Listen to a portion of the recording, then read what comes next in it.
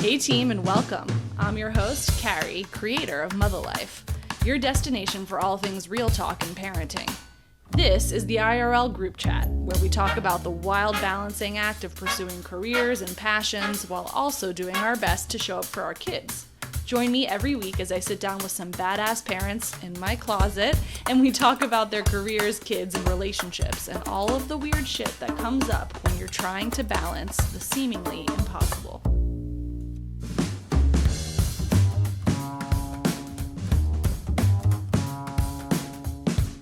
Today's guest is a good one. She's been on your screens for the last 2 decades. You might know her from Marvel's hit show Runaways, or she just feels familiar to you. That's because she's been on almost every show you've ever fangirled over. Felicity, The Office, Grey's Anatomy, Nip Tuck, Veronica Mars, Grace and Frankie, This Is Us, so much more. She's even on the stuff your kids are fangirling over, like voicing characters on Teenage Mutant Ninja Turtles and the new Netflix show Ultraman Rising. Somehow, she's doing all of that and running after her 3 kids. We've got Brittany Ishibashi on the show today. This one is a love letter to all of those firstborn kids out there, organizing everyone around them and using that firstborn anxiety energy for good. Okay, let's listen to how we sound. I feel like you're a more soft-spoken gal in general. Unless I laugh, then I laugh like a hearty man. Good. Well, you sound good. I sound fine. Okay, good. Welcome to the closet. Thank you. I know. Okay, so we have a lot to cover today. I want to talk about your career and your family that allowed this career. You had to have enabling parents. We have to talk about parenting. Okay. And how things work in your household because you have incredibly cool kids. And so I feel like that's not an accident. So, and you're further along in the parenting journey, so we need to every time you guys come over, when you leave, we're like, fuck, how do we do that? Because we feel like we're just raising feral children. So we have to talk about that. Okay.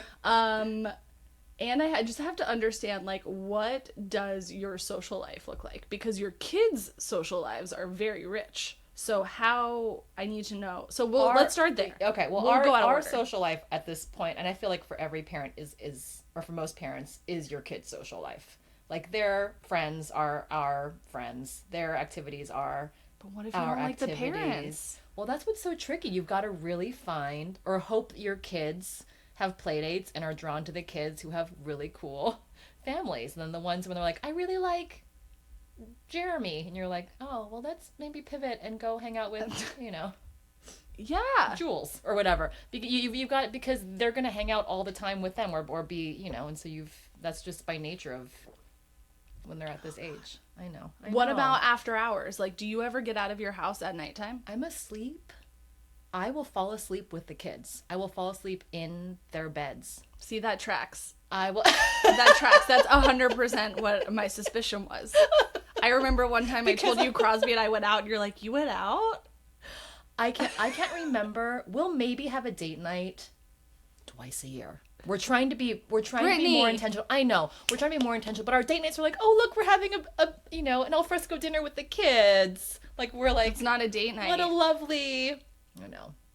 And even, you know how it is. And you guys date nights. You like each other too. We like each other. I really, but out on one of our 2 date nights, on our biannual date nights, usually the first hour and a half is all the kids stuff, right? That seems, I don't know. You guys are much better about it than, so I'm sure it's only the first 5 minutes, but ours is the first hour and a half downloading all the kid stuff. And then it's another oh wait, yeah, I really like you. Yeah, I like spending time with you. I want to do this more often. I want to project manage your date life, your dating life. I'm going to tell Jeff. I'm just going to start putting calendar invites in your calendar, guys. Once a month. Once a month. But that's the hard part is for example, the kids are doing a bunch of camps. Now it's summer. Yeah. And one of the camps, the teacher said, next week we're having a kids' night out. It's a great opportunity for the parents. Come drop the kids off. They get dinner, a movie. They do art projects. They hang out with all their friends, and you can go have a dinner. Just go somewhere close, have a dinner, and there's always something. Well, first of all, we have a third kid, so we're like, what do we do? 5,000 children in your house. What do we do there with that 5,000th child? But what do we do with that third kid. Yeah. You know, but then also if we do take her to my sisters or to, you know, the grandparents come up or whatever, there's always something like, oh, but we have to, and it's always something for the kids. So we do need you. Guys. I know. I had a hunch.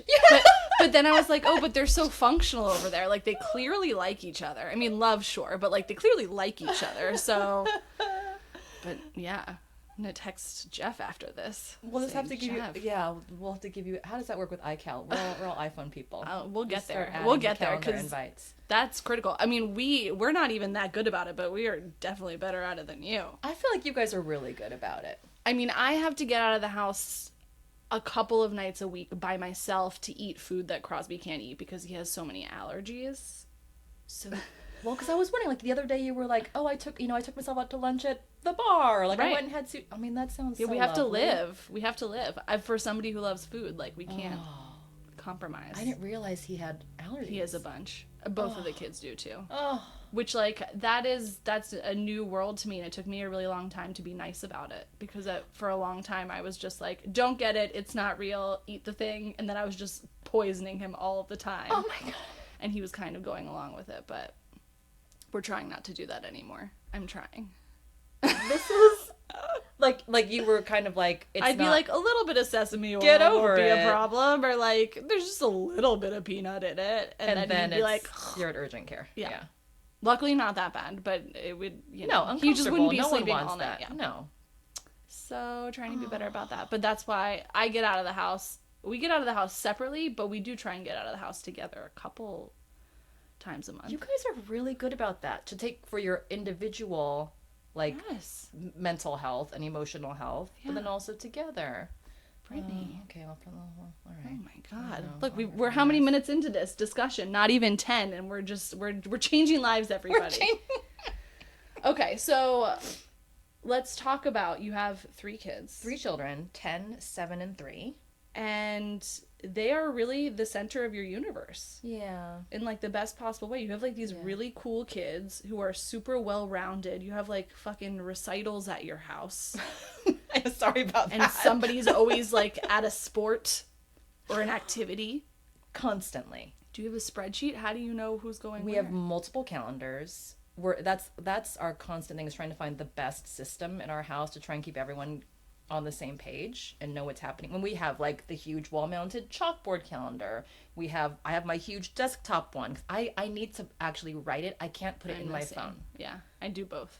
I do both too, because I like to have it in multiple places, but I need to actually, I like being able to, and having like I need to write it down.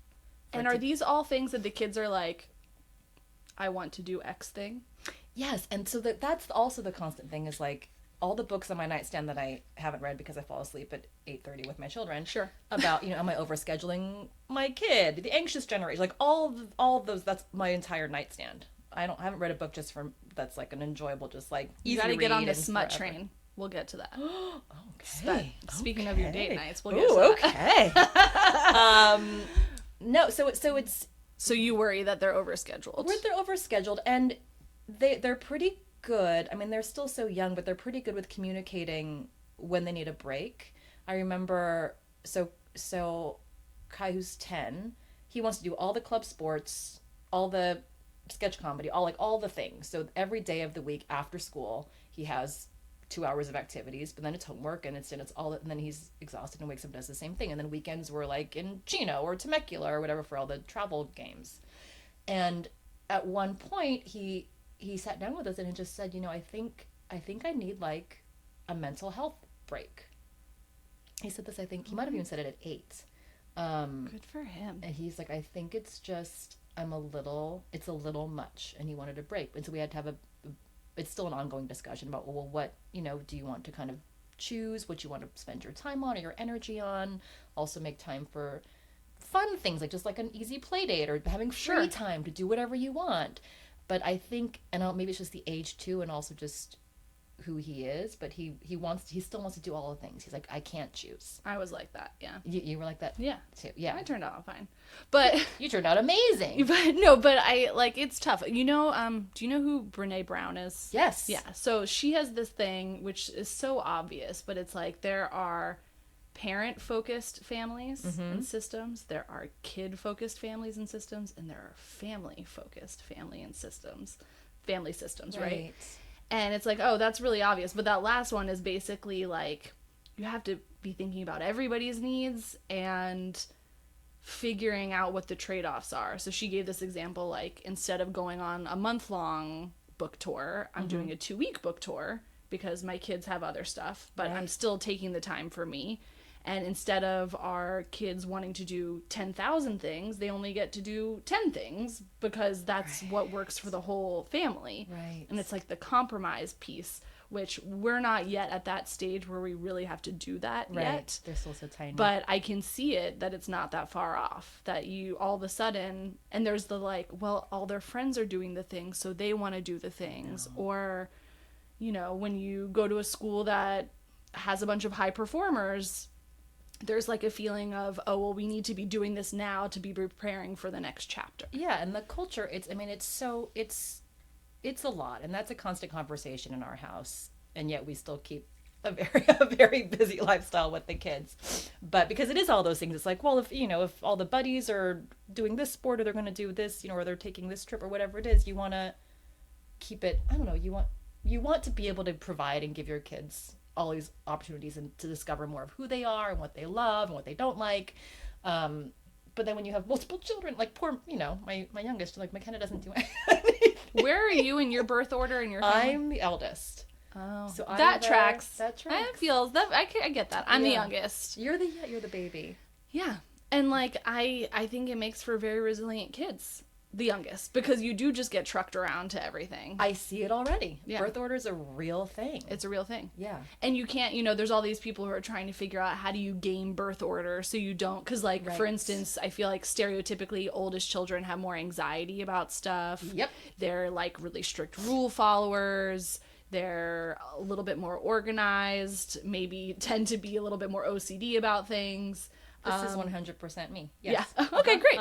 And so people are trying to figure out how do you game that, and it's like, well, you can't, because that's how we make different kinds of people. I know. But you just kind of expect it and embrace it rather than being frustrated or disappointed by the fact that X. I know. And I think being so my old, like, we're very similar. Like, I see so much of my OCD and anxiety like already coming out in Kai. Like it's tricky. And then the middle child, who's constantly, and especially at this young age, like really desperately still wanting to be the baby, but also like too mature and old for all of that, but needing the attention. But you guys, I think, actually are lucky, because what's the age difference between Lilia and McKenna? They are 4 years apart. Yeah, I think that's enough that Lilia has a fighting chance of not being a crazy middle child. Yeah, I because there's enough of a gap. She had enough time being the youngest, and she's at like a slightly different chapter. Crosby and I always say that, like, and I think the shop is closed, but if it were to be closed, that is sort of the ideal gap to give each of those kids space. Yeah, you really do need that space for them to find their thing. Yeah. I know. I mean, my sister will happily cop to being a classic middle child. What's the age gap for you guys? We're 3, 3, and 3. Or 3 and 3. And I mean, it's every stereotype in the book, basically. But I think in your case, you've got enough space that you've got enough of a chance of not being called when Lilia's in high school because she was at some party and the police broke it up. But is that the middle kid? Oh, fuck yeah. Like just, or like basically doing counter to what everybody else in the family is up to. See, I think it's like, I'm always concerned that it's the oldest child because at one point they just break and they need to just rebel. Is that what you did, Brittany? Well, maybe. I totally do not see you being a crazy rebel. Also, okay, so now we can talk a little bit about your family, because I don't think you came from the kind of family where I don't know what rebellion would look like in your household, really, because... Right. Well, yeah, when I say rebellion, it was, okay, so... You told everyone you were going to be an accountant? Is that rebelling in your house? that would not have gone over well. So family of artists, all Japanese American. My parents are third generation. I'm fourth generation. My parents are musicians. They're singers. They met because my dad's band was having auditions for female singers in the 70s, and that's how they got together. So like cool. The coolest. Always like music was always a huge part of our life, and I remember from being tiny and hearing just my parents go like, it's a universal language, you know, it's a way to connect with people and feel and more to yourself and just the world around you and need like everything. So it was a very artsy lifestyle. It was a very artsy Orange home. County or LA? Orange County, which was also a bizarre, because that's like a pretty conservative, very white, conservative, very white, and yeah, Trumpy. I gotta say, we were down there for like a boat parade last year. This is a whole other thing, but a cute little thing. Everyone took little boats out, but then I was like, oh look how, like I just thought it was like this joke, like someone was flying a Trump flag, and they were like, no, that's this family of people on this boat, like that's legit. They shtick, decorated like that's legit, like that's truly, it was terrifying. Yeah. Anyway, so growing up in, you know, family of artists, we grew up just musical theater and all the arts. We grew up with so once my parents realized they had 3 kids and they couldn't really do gig to gig. Yeah. They started promoting concerts, and then they realized, oh, cool, you know. What does that mean when you promote a concert? So like when the Hard Rock Cafe, they would come on as the promoter and bring in, you know, Aaron Neville or the Neville brothers or Chris Isaac or like all the people, and that they would just put on the show. They'd produce the whole show. Okay, so it's sort of being a producer, yes, but for music. Yes, got concert. it. Yes, okay. They would. Produce... I imagine somebody standing on the corner handing out flyers. Come see my show. We would we would do that at some point. Like that, we would go pass out flyers that like we were working. It was part of the family biz. But so we grew up just backstage, just like with my parents thought it was, because they were also still performers. Like that doesn't go away. If you're an artist, you're an artist forever. And so they would book these bands that they, you know, idolized or loved, and then play with them because it just made sense and it was cool. And so we would just kind of hang out backstage and like hand out Evians to, you know. Who were your like big crushes at the time? Musically. So my first crush ever was Billy Idol. Nice. Billy Idol. Wild. Billy Idol. I liked and then I went through like a big David Bowie phase. Okay, I'm noticing a little bit of a theme. And White guys with makeup? White guys with makeup were just kind of like a weird, yeah. I'll talk to Jeff about that. I'll talk to Jeff about that for the next date night.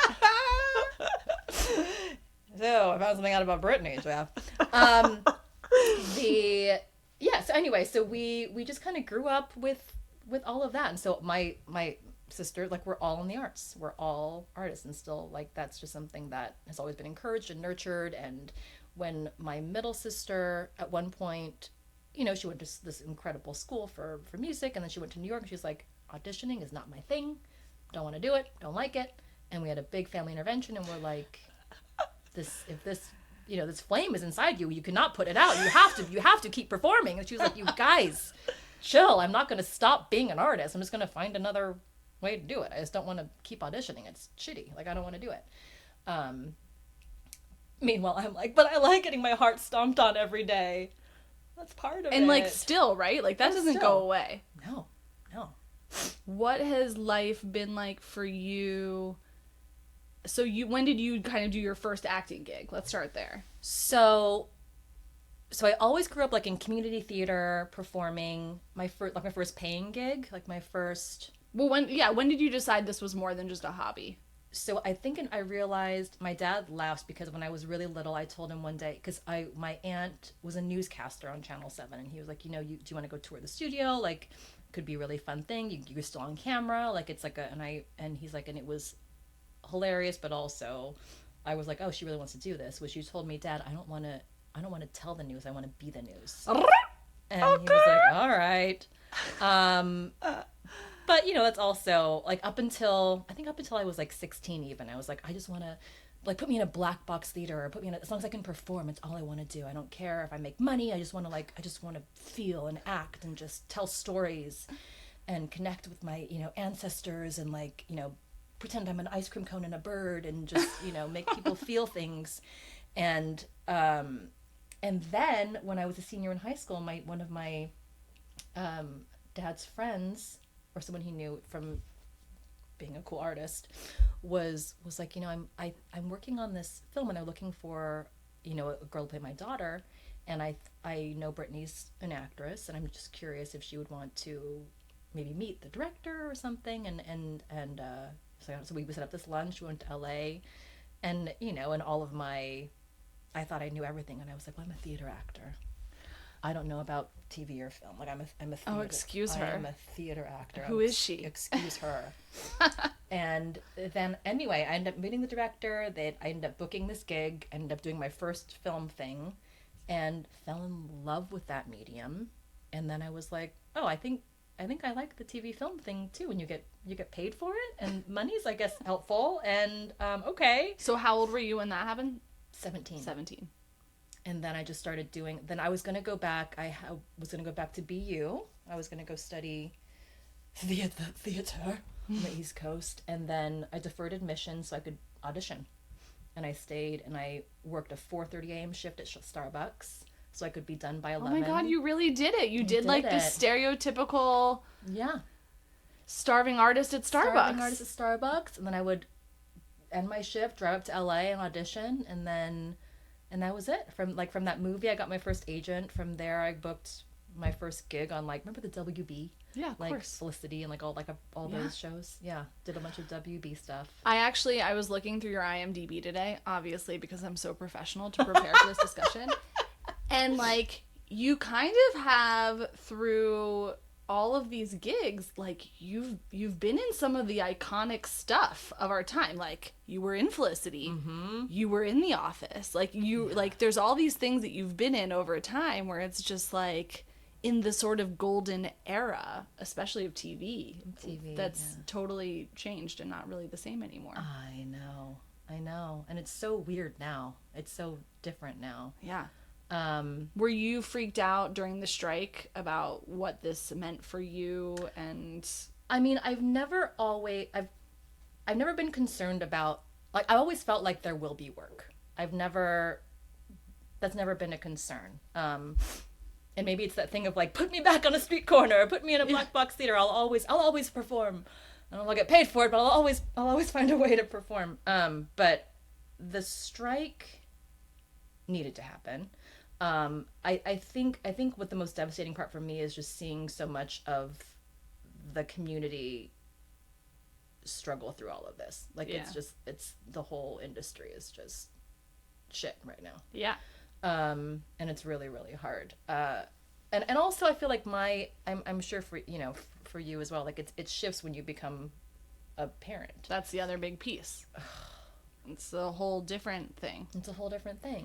How do you feel like that's factored into what types of jobs you're taking or considering, or do you feel like you have to say yes to everything no matter what? So we were talking about the other day about the Ryan Gosling thing about only taking jobs, to be close to family, and it's, and as a mother with 3 young kids, I can't film anything. I can't go relocate the whole entire family to Budapest or Atlanta, even Vancouver, even. I can't. They're too. I want to be here for all the things, and so I think that's the biggest change. Is when I was younger, and I wanted to do theater, only when I was a much more serious actor.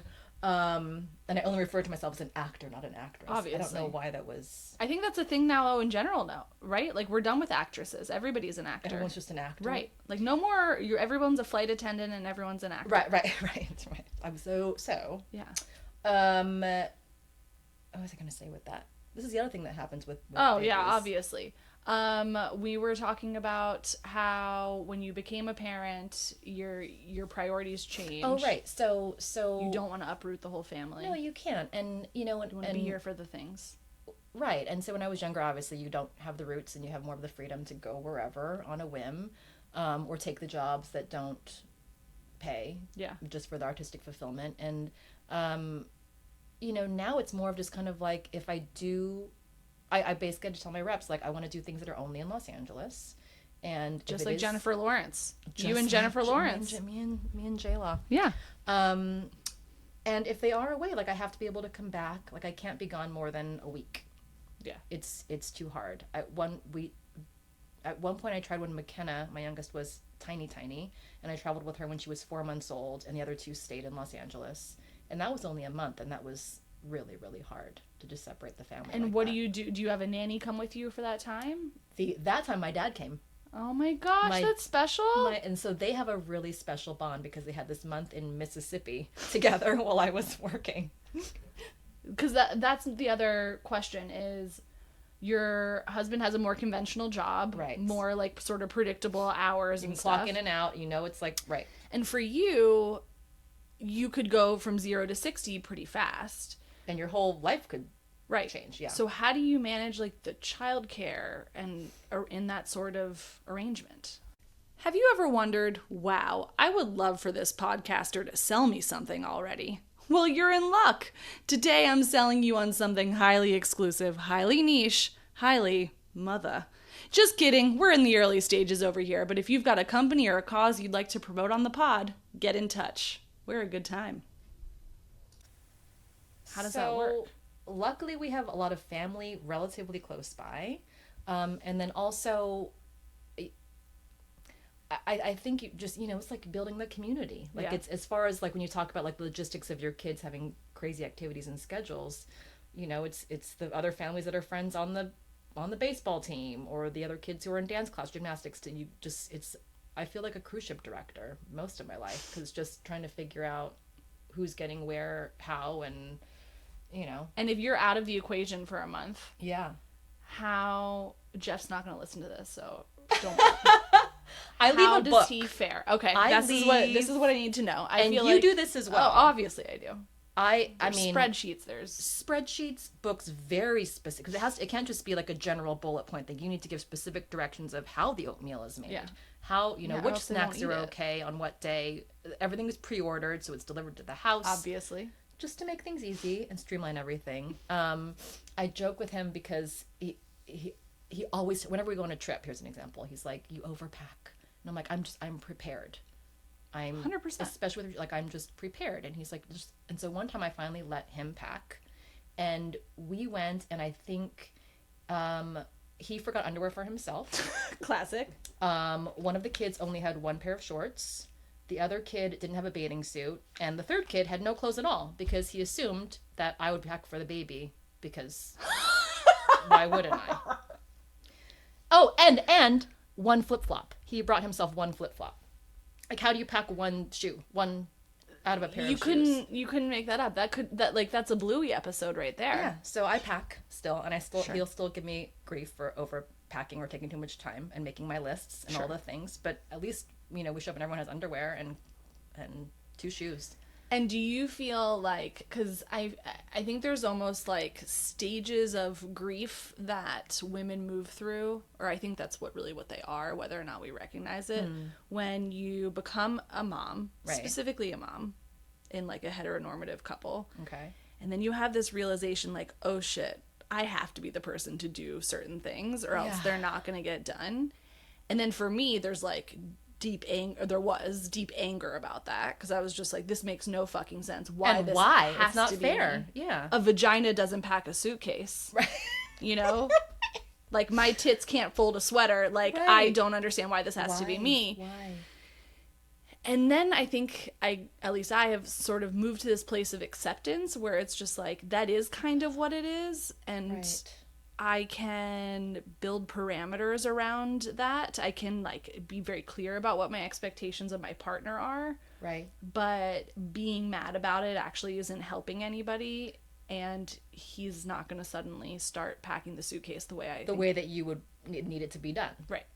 But I'm still angry. Yeah. But I'm like more angry at the patriarchy Yes. than at my own partner. I think that's the change. It's the system. Yeah. It's the patriarchy. It's the system. Yes. Yeah. And because you're right, it's the mental load is not going to shift or change. It's always going to be an ongoing checklist in our head at all hours of the day.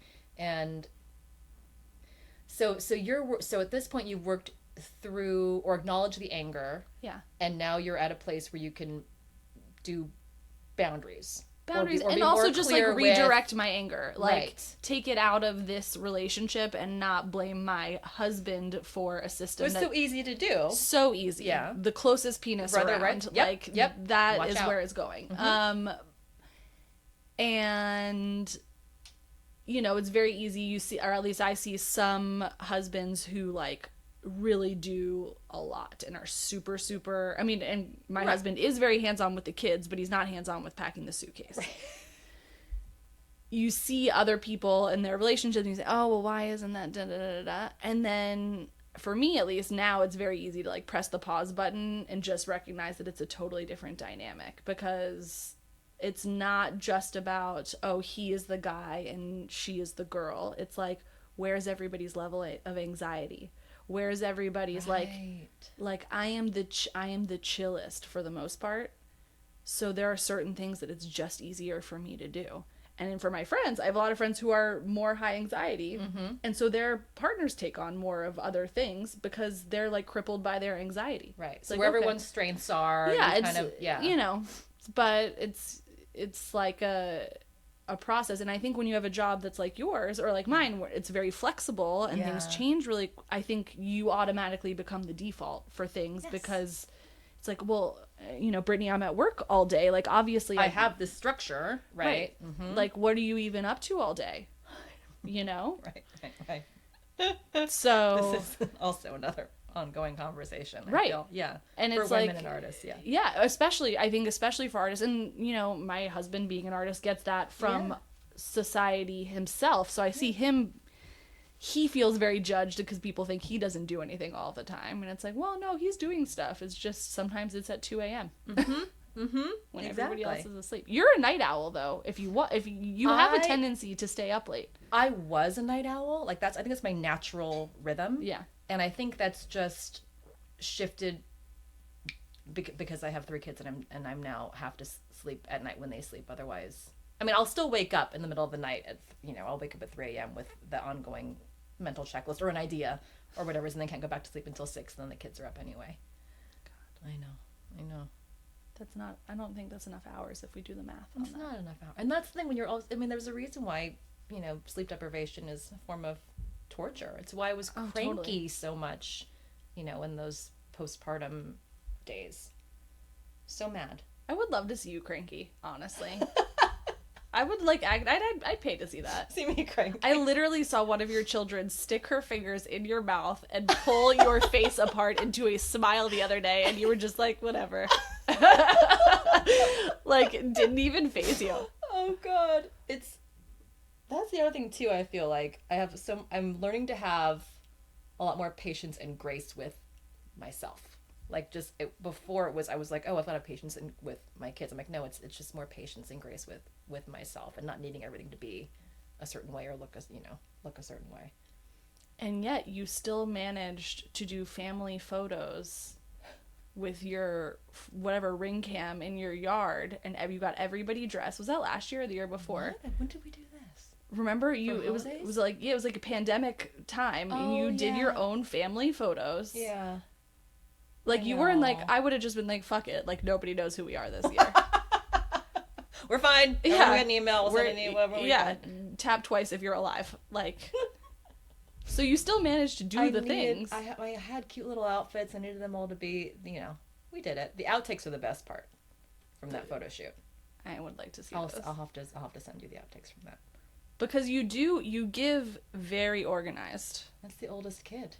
I mean, that's the oldest kid thing. And also, your kids are very well behaved. What's the philosophy behind parenting these children? And how often do you think about how you're parenting the kids? All the time. Okay. And this is also a thing that keeps me up in the middle of the night, right? Because also it's the constant thing of like, oh, but is this what we should be doing? And then did I fuck up my kid by doing X, Y, or Z? And the constant guilt and that cycle and all the things. How much time do you think Jeff thinks about how you're parenting your children? Always during daylight hours. Sure. Never wakes up in the middle of the night and thinks about it. Yeah. But we talk about it a lot. I think naturally as women, it's just this is just what keeps it's our life's work. It's our spiral. Yeah, it's our life's work. It's the anxiety tied to the love and the heart. And it's all just a constant thing. So what kind of people are you trying to raise over there? Well, I think What's the goal? what we come back down to is just we want to make sure that there's trust and that we communicate well, and trying to figure out as they grow. It's interesting now having a kid who's 10 and seeing him kind of get into that whole preteen thing and exploring all the social stuff, and parents are cool or friends are cool, and you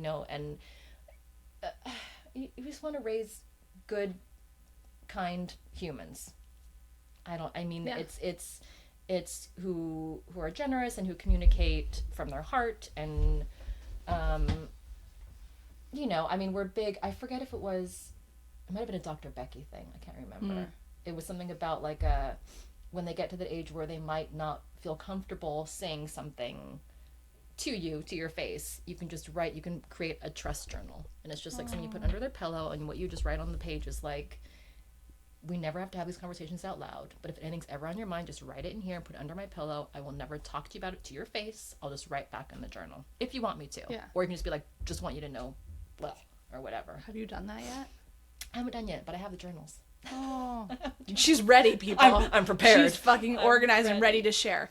Do you want your kids to be artists? Because you grew up in a house where the art was so important. I value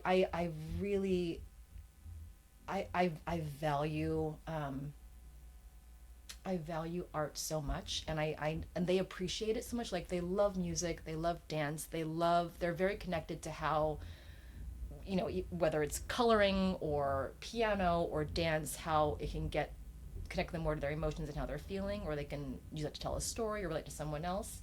Whether I want them to actually be a professional, like pursue it as a career, that's a whole other thing. Because you just know how hard it is. It's so hard. Yeah. It's such a hard lifestyle. But also I was raised like, if it's in you, like that's that's what we're behind them 1,000%. Like, we will support them however we can, and encourage them. They're at this age, they want to be. Gosh, it went from in preschool. It was like, I think Kai said he wanted to be a sandwich cutter. Love that. Who doesn't love a sandwich? And I was like, is he gonna? Like, why are we putting him in private school? Like, is this? This sandwich cutter? He's like, well, maybe he means chef. Maybe sandwich cutter in his vocabulary means chef, or maybe it means maybe he wants to just make perfect little triangles. Make a perfect little crustless, yes, toasted, like whatever it is. Sandwich cutter. He doesn't even care if it's toasted. He just wants to cut it. He just wants to cut it. He just wants to use a knife, basically. He just wants to use a knife. That's all he wants to do. Or like they want to be, so they're exploring all the things that make them happy and what makes their spirit happy. And right now that's sports and dance, gymnastics, roller skating, Love it. Sandwich cutting. I feel like your eldest I feel like he's got to be a heartthrob in his class. He's such a cute kid. He is. He's a nice kid. He's very kind. He does all the sports. He does all the sports. He's very sweet. He's very thoughtful. He's got that hair that he swoops. Very swoopy hair. Swoops his hair. It was really cute. I don't remember. Also, I was a very late bloomer, but I don't remember. Like I thought boys were disgusting until I was maybe in junior high, and I'm trying to think. I mean, again, Jewish middle school, slim pickings. Right. He, in kindergarten, he was getting little like notes and love notes from girls. That's a thing. And even my 7-year-old, like she had a marriage proposal. Like Did you review it? Did you ask what the dowry is? Did you talk to the family? We talked. So it was on a free dress day, no uniforms. He came in a suit. Apparently, according to the parents, he was up early, used his older sister's stationery because it was fancy, and wrote a letter. And I think it was like a circle yes or no, kind of like, and then meet me at the the cafeteria, whatever it was. Got all dressed up, wrote a very formal letter, and she told us about the proposal because we found the note in her backpack. And I asked her about it. She's like, oh, no, I can't talk about it. I can't talk about it. And then that night, because usually at night when they're in bed and they're a little sleepy and the lights are dim, like they can cuddle and open up a little bit more. And I asked her again about it. And I said, well, are you comfortable telling me what you said or how it went down? She's like, well, I said no. And I said, okay, well, like why yes, why no? Like, why no? She goes, it's just, Mom, I'm sure I'm going to have many special friends in my life. Oh, excuse her. And it's just too early to tell. I was like, okay. I How can't be mad at that mature. answer. I get that. I get that. Wow. You're 6. How formal. I get it. I mean, I know that you guys are new wave parenters. I can't imagine anybody's getting yelled at in your house really very often. No, I think... But how do you manage, because you do have very, like, well-behaved kids that seemingly know the boundaries of social convention, unlike my feral 4-year-old. Well, so... How do you do that? So this is... Real quick, this is our recent conversation we had was... Now because sometimes we'll be out and a parent will be like, your kids are very well behaved, or your kids are X, Y, and Z. Like, is that giving them a complex where they feel like they have to be because they're getting attention for something? They feel like they have to be a certain way. Sure. Is that giving them... We talk about that all the time. Right? Well, mainly just that everybody says that the older one has great hair and he's such a cute kid. And he hears it all the time. So we're like, I hope his head's not just blowing the fuck up. We've got to knock him down a peg. Tell him he looks dirty. You know? Like, now he gets dressed and he's like, Mommy, don't I look handsome today? And I'm like, you know what? You do. Like, I don't know what to tell you. You do. You look handsome as fuck. You look great. Your little button-down outfit. Or your tracksuit.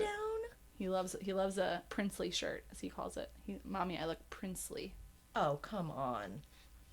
But you wonder how these comments that they hear, because they do hear everything, affect them. Oh, yeah. And what's the verdict? Constant. Well, I don't know. I think it all goes back to just the conversations, just kind of just trying to get the balance, just trying to kind of... What are they like at home when nobody's around? Tell them they look dirty. You're stinky You're today. a little stinky today. Like, are they different at home? No, they're really...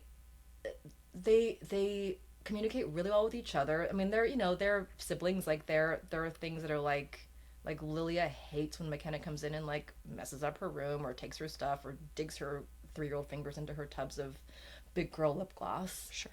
But then it's interesting to see them talk about it. Like, they'll talk through it and they'll be like, that's my very special lip gloss. I really don't want you to touch it, and now it's broken, or now it's gross, and I can't use it anymore, and Mom has to get me a new one. Just don't do it again, okay? But, like, they'll talk to each other, and, like, even McKenna, who's 3, will, like, she's learning, too, because they're so gracious, and they'll talk to her about it. Well, surely they're observing you guys do that. And which is not to say, like, they're, especially when we're exhausted and tired, where where I'll lose it. Like, I've absolutely lost it. And... and then I just try and be intentional with coming back and just talking with them individually, just to be like, I had this huge outburst, and just talking through my feelings and my process and how I'm still learning. It's my first time being a parent. We're going to help each other out. And I think that helps them feel just more, it's more even. Yeah. Like, they don't feel like they're being bossed around all the time, or that we're directing them into something, like that they have more, just more say in our family dynamic. I can't imagine. I'm like, it's adorable imagining this conversation of Lily being like, you fucked up my lip gloss, but I totally, please don't do that again. It's very important, and Mommy got me that. Clearly, do your kids ever see you and Jeff have tense conversations? Because clearly they're learning that from somewhere. They, it's funny. I've been aware of it. I guess, like, maybe we don't very often have tense conversations, and I think recently we had something because I was upset about, it might have been packing a suitcase. I can't remember. It might have been something about overpacking a suitcase, and I was like, "Oh, do you remember what happened last time? No one had any underwear. You had one flip-flop. You had one flip-flop." And you can see them, you can catch them watching you. Like, they really are just like, they're watching, they're taking it all in. And I think it might have even been Lilia who chimed in, who was like, Dad, I think Mom has a point. Like, I think you should just let her pack, or whatever, whatever it was. Like, they're the couple times we have had a tense conversation and they've been around, they've felt very comfortable, and we've, I guess, felt comfortable too with them joining the conversation and kind of figuring it all out together. I'm so impressed that it's been a couple of times. You have 5,000 children. You guys are always like all together, and it's a couple of times, and you go on 2 dates a year. Maybe you shouldn't change anything. Maybe if you spend more time together, it'll be a problem. And we'll be like, wait a minute. It's kind of unbelievable, really. So in terms of, like, we talked obviously about your parents being totally supportive of this career trajectory. Crosby and I talk a lot about he can't shake this, like, innate sense of responsibility for, like, providing for the family. Right. And he finds that to be quite stressful, but also, like, takes it on himself. Even though in the beginning of our relationship, I was the breadwinner for a long time. Right. Is Jeff just like, go ahead, girl, do your thing, audition away, I got this? Or do you feel like ever any time where you're like, oh, maybe like this is putting stress on him? Oh, I mean, all the time. And I think also coming from a family of artists too, and being so aware of a gig to gig lifestyle, or it's like sometimes there are really good times and sometimes there are really bad times. Yeah. And that's just the nature of it. And so I was so used to that. And so my relationship, he has a much healthier relationship with finances. Mine is like still a work in progress, and I'm still very, but just coming from a family of artists and an artist lifestyle. But for us, like, it's been, there are times where my career has been wonderful, and I've been the breadwinner, and he's been able to go help nonprofits or go help, all these other startups. So it's a very comfortable, I guess, I don't know if that's not a give and take, but just kind of like a comfortable ride. Ebb and flow, back and forth. Ebb and flow, back and all those things, yeah. All of the variable things. That's great. I mean, I guess you kind of know that when you're signing up to be with somebody who is an artist. Like, that's part of the deal. Where did you guys meet? I always say we met in Vegas. But that's not the full story. Go on. That's not the full story. It sounds more exciting when you lead with that. So my really good girlfriend from college has known him since they were kids, and she was forever saying, like, you gotta stop dating actors. I have this really great guy, and I was like, he sounds boring, because when you're in your early 20s, you're like, you want passion. Passion. I want to be mad all the time and feeling things and like throwing stuff, and maybe that was just me, I don't know, but I remember being in scene study and my teacher being like, you need to stop this. Like, this is, when you come, you need to just leave it all at the door, and you can just kind of access everything else. And I was like, but I want to, I'm sure I have my capacity to feel, I can feel anger more deeply if I'm in this awful relationship. Anyway, she was like, you're going to love him. And I was like, I don't think so. But she was right. And so she's like, listen, when I was on a break from my on and off again awful ex-boyfriend, she was like, listen, a bunch of our old high school friends are going to Vegas. Everyone's going to be a couple except you and Jeff. I think it'd be a great opportunity for you guys to maybe get to know each other. And I was like, oh, fine. So we go to Vegas. He's driving separately from San Diego, from where he's going to school. And we're waiting. I drove in the Suburban with, a bunch of people I didn't know, all couples. And we get there, and his little red Golf pulls up. He has this cute little red Volkswagen Golf. And the passenger door opens, and a girl steps out. And my friend was like, who the fuck is that? I'm pretty sure they broke up, but maybe not. Oh, well, Vegas! And so I was in Vegas for 3 days with, like, 10 couples, and I was, like, the one single person. But we really, like, we couldn't stop talking. Like, we had such an amazing time together. His girlfriend was not happy with that. But, nothing happened. We just liked talking to each other. And then this was back in the MySpace days. Oh. So then shortly after they broke up, we kind of like, it was like a year of MySpacing, instead of our back and forth. And then finally we had our first date at one of my dad's concerts. Cute. Wow. Meet the parents fast. And so he met my dad, my sisters. That same night I met his mom and dad and his brother and his girlfriend. And it was like, once we met each other, we were like, this is it. This is the thing. Like, yeah. That's really so cute. I know. I always wonder about actors dating actors, because, you want to be happy for when you see, oh, so-and-so got engaged to so-and-so. Yeah. But there's always a part of me that's like, I give it 2 years or whatever. And I don't know if it's because of the nature of the job or the type of people who go into the job being not compatible long-term partners. Maybe, I mean, being in a probably relationship is hard enough, obviously. Yeah. But if you're both traveling, And the you're nature both of that business, yeah. kissing people on screen or falling in love on screen, like Yeah. that has to be really confusing. And that was that was a lot that we worked through in the beginning of our relationship, because he was like, how does this work? Like, do you actually fall in love with people? You're actually kissing? Like, what? Like, how does this work? Yeah. You know, because it's true, like when you're in this, whether it's theater, film, whatever it is, like you are in this little bubble of this little world, and you come together as this company of people from, you know, and it's this little fairyland for 3 months or however long it is, and then it goes away. Do you also sometimes, when you see actors getting engaged or married, do you also have that little voice in your head that sounds like good fucking luck? Sometimes, yes. Sometimes it depends, and I think you're right. I think a lot of it is you get a sense too of the person and the, you know, and the circumstances. But sometimes I'm like, oh, that's actually a really good fit. Yeah. I mean, I'm always rooting for them, but also like, oh. you gotta find the boring guy who does business stuff, you know? But, okay, before we wrap up, there's Yes. one thing. You've obviously done a range of stuff. You've worked in, you know, a range of types of productions, but you have done some stuff that's, like, accessible to kids.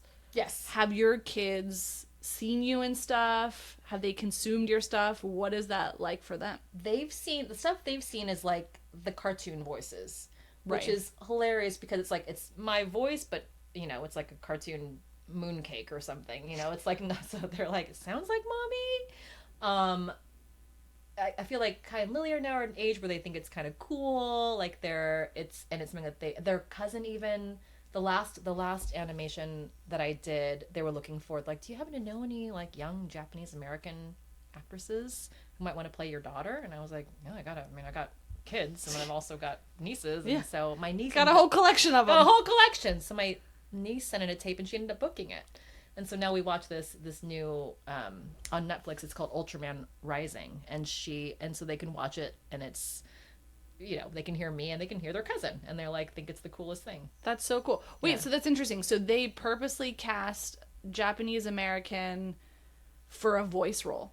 Yes, and I think specifically because it's an Asian, it's Japanese property, and I think also they wanted to just keep it.